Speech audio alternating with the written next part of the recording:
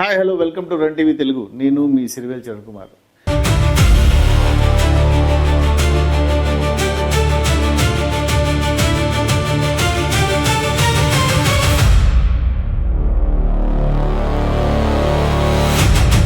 ఒక కుటుంబం కళ్ళ ముందే కూలిపోయింది.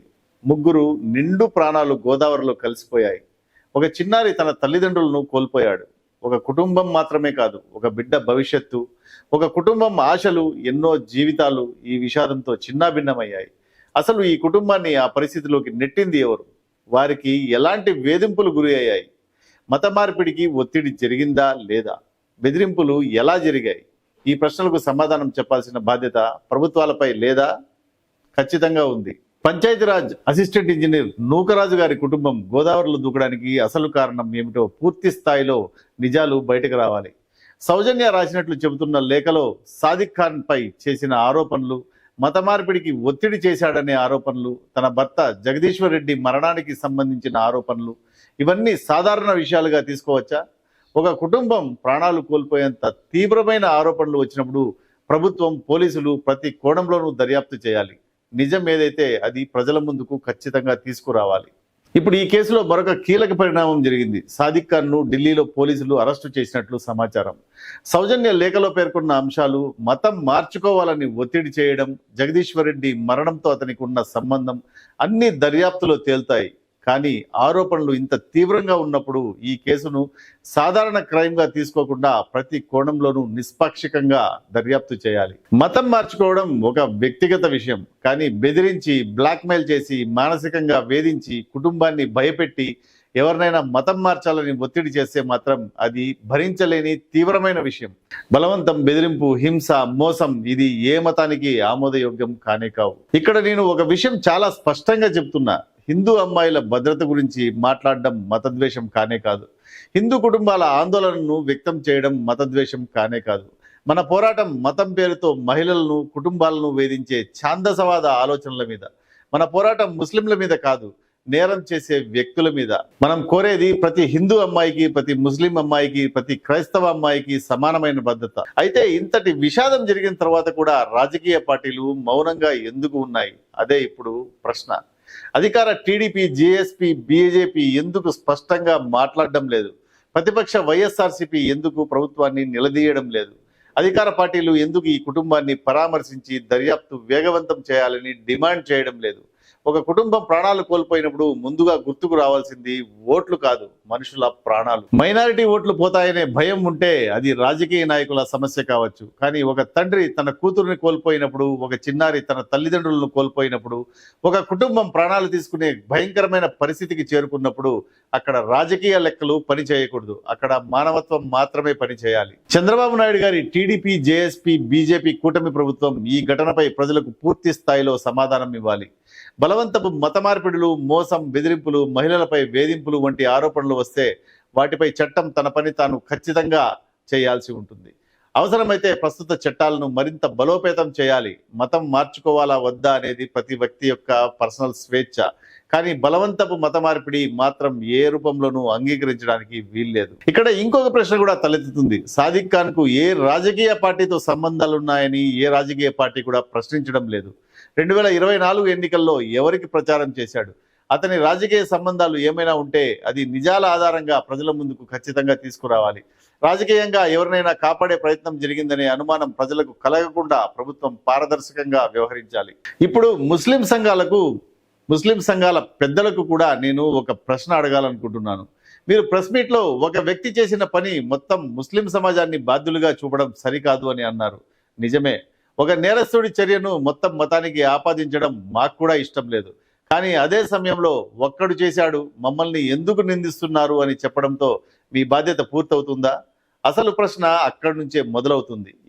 ఈ విషయాన్ని మీరు గుర్తుపెట్టుకోవాలి. శాంతి, సహనం, మానవత్వాన్ని బోధించే ఇస్లాం మతం పేరుతో ఎవరైనా ఇతర మతానికి చెందిన అమ్మాయిని వేధిస్తున్నారనే ఆరోపణలు వస్తే, ఆమెను మతం మార్చుకోవాలని ఒత్తిడి చేస్తున్నారనే ఆరోపణలు వస్తే, ఒక కుటుంబం ప్రాణాలు కోల్పోయే స్థాయికి పరిస్థితి వెళ్ళిందనే ఆరోపణలు వస్తే ఆ మతానికి చెందిన పెద్దలు కూడా ఒకసారి ఆత్మ పరిశీలన చేసుకోవాల్సిన అవసరం ఉంటుంది.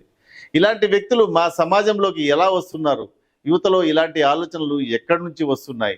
ఇతర మతాలకు చెందిన మహిళల స్వేచ్ఛను గౌరవించని ఆలోచనలు ఎక్కడి నుంచి వస్తున్నాయని ప్రశ్నించుకోవాల్సిన అవసరం మీకు ఖచ్చితంగా ఉంది. నేను మొత్తం ముస్లిం సమాజాన్ని నిందించాలని అనుకోవడం లేదు. ఈ దేశంలో కోట్లాది మంది ముస్లింలు శాంతియుతంగా ఇతర మతస్థులతో కలిసి జీవిస్తున్నారు. వారిని ఎవరు నేరస్తులుగా చూడకూడదు. కానీ అదే సమయంలో తమ సమాజం పేరును చెడగొట్టే వ్యక్తులపై మొట్టమొదటిగా ప్రశ్నించాల్సిన బాధ్యత కూడా ఆ సమాజంలోని పెద్దలదే. ఇతను మావాడు కాదు అని చెప్పడం కంటే మా సమాజంలో ఇలాంటి ఆలోచనలు పెరగకుండా మేము కూడా బాధ్యత తీసుకుంటామని చెప్పినప్పుడే ప్రజల్లో నమ్మకం పెరుగుతుంది. మీ సమాజంలోని మీ మతంలోని యువతకు స్పష్టంగా మీరు చెప్పాలి, ఇతర మతాల మహిళలను గౌరవించాలి అని. ఒక మహిళ తన జీవితంపై తీసుకునే నిర్ణయాన్ని గౌరవించాలి అని, ప్రేమ పేరుతో మోసం చేయకూడదు అని, బ్లాక్ మెయిల్ చేయకూడదు అని, ఎవరిని బెదిరించకూడదు అని, బలవంతపు మత మార్పిడికి ఒత్తిడి చేయకూడదు అని, ఇలాంటి ఆరోపణలు ఎదురైతే అది మేము సమర్థించము అని మీరు చెప్పాలి. నేరస్తుడు ముస్లిం అయితే అతన్ని నేరస్తుడిగా మాత్రమే చూడాలి, కానీ అతనికి మతాన్ని ఒక కవచంగా ఇవ్వకండి. ఇదే విధంగా హిందూ సమాజానికి కూడా నా విజ్ఞప్తి, మన పోరాటం ముస్లింల మీద కానే కాదు.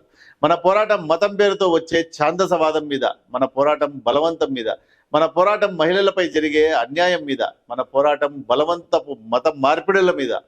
హిందూ అమ్మాయిల భద్రత గురించి మాట్లాడడం మతద్వేషం కాదు. ఒక హిందూ అమ్మాయి తన జీవితాన్ని, తన మతాన్ని, తన భవిష్యత్తును తన ఇష్టానుసారంగా నిర్ణయించుకునే హక్కు కలిగి ఉంటుంది. ఎవరైనా ఆ హక్కును బలవంతంగా లాక్కోవడానికి ప్రయత్నిస్తే అతను ఏ మతానికి చెందినవాడైనా చట్టం ముందు ఖచ్చితంగా నిలబెట్టాలి. అందుకే ముస్లిం సంఘాల పెద్దలను నేను కోరుకుంటున్నది ఏమంటే, ఒక్క వ్యక్తి చేసిన తప్పుకు మొత్తం సమాజాన్ని నిందించకండి అని మీరు చెప్పిన మాటను మేము కూడా గౌరవిస్తాం. అదే సమయంలో మీరు కూడా ఒక మాట చెప్పండి, మా సమాజంలో ఎవరైనా ఇతర మతాలపై ద్వేషాన్ని పెంచినా, మహిళలపై వేధించినా, బలవంతపు మత మార్పిడులకు పాల్పడినా మేము వారిని సమర్థించం. చట్టపరంగా శిక్ష పడేటట్లుగా మేమే చర్యలు తీసుకుంటామని మీరు చెప్పాలి. అలా మీరు ముందుకు వస్తే అనుమానాలు తగ్గుతాయి, అపోహలు తగ్గుతాయి, మతాల మధ్య దూరం కూడా తగ్గుతుంది. మన దేశం ఎన్నో మతాలు, ఎన్నో సంస్కృతులు కలిసి జీవించిన దేశం. మన పిల్లలు భయంతో కాకుండా స్వేచ్ఛగా, గౌరవంగా జీవించాలి. ఒకరి మతాన్ని మరొకరు గౌరవించుకోవాలి, కానీ అది ఒక మతస్థుడి దగ్గర నుంచి వస్తే కుదరదు. కానీ మతం పేరుతో ఛాందసవాదం, హింస, బలవంతం, మహిళలపై అణిచివేత, మత మార్పిడికి బలవంతం, ఇవి ఏ రూపంలో ఉన్నా మనం ఖచ్చితంగా వ్యతిరేకించాలి. మన హిందూ అమ్మాయిలను మనం కాపాడుకోవాలి. మన పిల్లలకు అవగాహన కల్పించాలి. అనుమానాస్పద పరిస్థితిలో వెంటనే తల్లిదండ్రులు, పోలీసులు, న్యాయ వ్యవస్థను ఆశ్రయించాలి. రాష్ట్రంలో ప్రతి ఒక్క పౌరుడు ఈ ఘటనపై ప్రశ్నించాలి. ప్రతి ఇంట్లో చర్చ జరగాలి. భద్రతను పెంచే చర్చ కావాలి. మన ఆడపిల్లలకు ధైర్యం ఇవ్వాలి. మన ఆడపిల్లలకు అవగాహన కల్పించాలి. నేరం చేసే వ్యక్తి ఎంత ప్రభావవంతుడైనా, ఎంత శక్తివంతుడైనా చట్టం ముందు నిలబెట్టేలా చూడాలి. ఈ విషయంపై ప్రభుత్వాలను కూడా నేను ఒకటే అడగదలుచుకున్నా, మీరు ఓట్ల కోసం ప్రభుత్వంలోకి రాలేదు, ప్రజల ప్రాణాలకు భద్రత కల్పించడానికి అధికారంలోకి వచ్చారు. కాబట్టి ఈ కేసు నిజం ఏదైతే అది బయటకు తీసుకురండి. ఆరోపణలు నిజమైతే నిందితులపై కఠిన చర్యలు తీసుకోండి. ఆంధ్రప్రదేశ్లో అధికార టీడీపీ, జేఎస్పీ, బీజేపీ, ప్రతిపక్ష వైఎస్ఆర్సీపీ నాయకత్వానికి సూటిగా సమాధానం ఇవ్వాలని కోరుతున్నా. ఐఎమ్ అన్అపాలజెటిక్ హిందూ అని చెప్పే పవన్ కళ్యాణ్ గారు, రాష్ట్ర ప్రజలకు సురక్షగా ఉంటాను అని చెప్పే చంద్రబాబు నాయుడు గారు, రాష్ట్రంలో ఎవరు చనిపోయినా వెళ్ళి పరామర్శించే జగన్మోహన్ రెడ్డి గారు ఎందుకు మౌనంగా ఉన్నారో చెప్పాలి. ఇంతటి విషాదం జరిగినప్పుడు మన ప్రభుత్వాలను మనం ప్రశ్నించకపోతే ఇంకెప్పుడు ప్రశ్నిస్తాం? ఇతర ఘటనలపై రాష్ట్రం మొత్తం స్పందించినప్పుడు, ఒక కుటుంబం ఇలా నాశనమైనప్పుడు కూడా అదే స్థాయిలో స్పందన ఉండాలి కదా. ప్రాణానికి విలువ మతాన్ని బట్టి మారుతుందా? రాజకీయాన్ని బట్టి, పార్టీని బట్టి మారుతుందా? కాదు. ఒక హిందువు ప్రాణమైనా, ముస్లిం ప్రాణమైనా, ఒక క్రైస్తవుడి ప్రాణమైనా ప్రాణం ప్రాణమే. అందుకే నా చివరి మాట, మతం పేరుతో మతోన్మాదాన్ని పెంచే వారిని ఖచ్చితంగా వ్యతిరేకిద్దాం. మహిళలపై ఒత్తిడి చేసేవారిని వ్యతిరేకిద్దాం. బలవంతపు మత మార్పిడులను ఖచ్చితంగా వ్యతిరేకిద్దాం. నేరస్తులను కాపాడే రాజకీయ పార్టీలను వ్యతిరేకిద్దాం. చట్టబద్ధంగా న్యాయం కోసం ధైర్యంగా పోరాడదాం. ఈ కేసులో నిజం ఏదైనా కావచ్చు, దర్యాప్తు పూర్తి కావాలి. సాదిక్ ఖాన్ పై ఉన్న ఆరోపణలు నిర్ధారణ అయితే అతనికి కఠినమైన శిక్ష పడాలి. కానీ ఈ ఘటన మన సమాజానికి ఒక ప్రశ్న మాత్రం వేసింది. ఈ విషయాన్ని మీరందరూ గుర్తుపెట్టుకోండి. మన పిల్లల్లో ద్వేషం పెరగకుండా, మన అమ్మాయిలు భయపడకుండా, మతం పేరుతో ఎవరు మరొకరి జీవితాన్ని నియంత్రించకుండా మనం ఏం చేస్తున్నాం? మన పిల్లలకు ఎలాంటి అవగాహన కల్పిస్తున్నాం? మన పిల్లలు ఎవరితో స్నేహం చేస్తున్నారు? ఆ స్నేహితుల ఆలోచన ధోరణి ఏంటి? వాళ్ళు ఎవరు? వాళ్ళ పద్ధతులు ఏంటి అని కూడా మనం ఖచ్చితంగా గమనించాల్సిన రోజులు, ఒక కంట కనిపెట్టాల్సి ఉండాల్సిన రోజులు. ఈ కేసులో నిజం బయటకు రావాలి. నేరస్తుడు ఎవరైనా శిక్షించబడాలి. బాధిత కుటుంబానికి న్యాయం జరగాలి. మన ఆడబిడ్డలకు భద్రత కల్పించాలి. మన పిల్లలకు భయం లేని భవిష్యత్తును ఇవ్వాలి. ఇది ఒక మతంపై పోరాటం కాదు. ఇది మతం పేరుతో జరిగే అన్యాయంపై పోరాటం. ఇది ద్వేషం కోసం కాదు, ఇది న్యాయం కోసం. ఇంతటి అఘాయిత్యం జరిగి ముగ్గురు నిండు ప్రాణాలు పోతే చెలించని ఈ ప్రభుత్వాలను మనం ఏమనాలి? ఇదే కనుక ఆ మైనారిటీల్లో ఎవరికైనా జరిగి ఉంటే పరిస్థితి ఎలా ఉంటుందో ఒక్కసారి ఊహించుకోండి. నేల చరిత్ర కలిగిన సాయి కృష్ణ మరణం రాష్ట్రాన్ని ఊపేసింది. ఒక రాజకీయ నాయకుడి కొడుకు యాక్సిడెంట్ చేసి ఒక వ్యక్తిని చంపి సాక్ష్యాలు తారుమారు చేస్తే రాష్ట్రం అంతా ఆ వార్తను చూసింది. పవన్ కళ్యాణ్ లాంటి నాయకుడిని లకారాలతో సంబోధించే ఒక నాయకుడి కొడుకు పెళ్లి పెటాకులు అయితే రాష్ట్రమంతా ఇప్పటికీ ఆ వార్తను చూస్తూనే ఉంది. కానీ ముగ్గురు ఒకటే కుటుంబ సభ్యులు గోదాట్లో దూకి చనిపోతే పట్టించుకునే నాదుడే లేడా? వాళ్లకు న్యాయం చేసే వాళ్ళు ఎవరు? ముగ్గురు ప్రాణాలు పోయాయి, ఒక కుటుంబం నాశనమైంది.